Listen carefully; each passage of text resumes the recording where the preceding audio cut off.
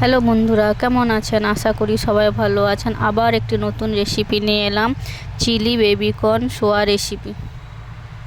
বেবিকর্নকে এভাবে কেটে নিয়ে গরম জলে অল্প নুন দিয়ে হালকা সিদ্ধ করে নিয়েছি, 50% সিদ্ধ করে নিয়েছি।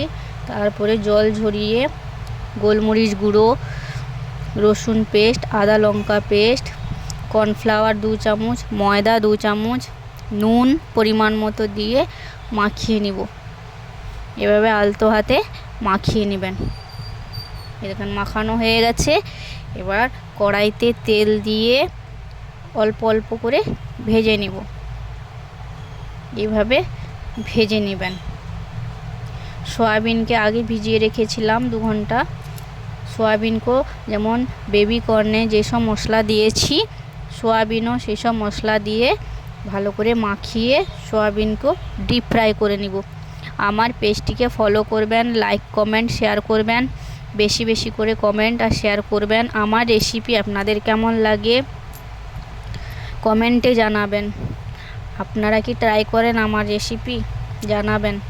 যে দেখুন ভেজে নিয়েছি। আপনারা এইভাবে এটাকে সস দিয়ে খেতে পারেন, খুব ভালো লাগে খেতে। কড়াইতে তেল দিয়ে পেঁয়াজকে কুচি কুচি করে কেটে এইভাবে দিয়ে দিবেন। 50% পেঁয়াজ হয়ে গেলে বেশি একদম ফ্রাই করবেন না, কাঁচা কাঁচা অবস্থায় থাকলে এরকম চেরা লঙ্কা দিবেন। আপনারা যেভাবে ঝাল খান সেই পরিমাণে ঝাল দিবেন। আর এই রেসিপিটাতে একটু বেশি রসুন লাগে। রসুন পরিমাণ মতো,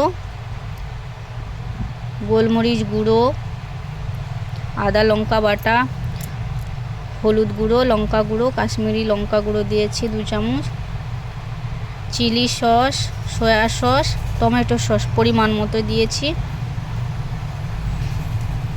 সসে তো নুন আছে, নুন চেখে দিবেন, পরিমাণ মতো নুন দিবেন। 1 চামচ কর্নফ্লাওয়ারকে জলে গুলে দিয়ে দিয়েছি। তেল বেরিয়ে আসলে তারপরে বেবিকর্ন আর সোয়া যে ভেজে রেখেছিলাম দিয়ে দিবেন। এই দেখুন হয়ে গেছে। 5 মিনিট ঢাকিয়ে রান্না করলেই হয়ে যাবে। কত সুন্দর কালার এসছে দেখুন। এইভাবে গরম গরম পরিবেশন করবেন। আপনারা ট্রাই করে আমাকে বলবেন। টাটা।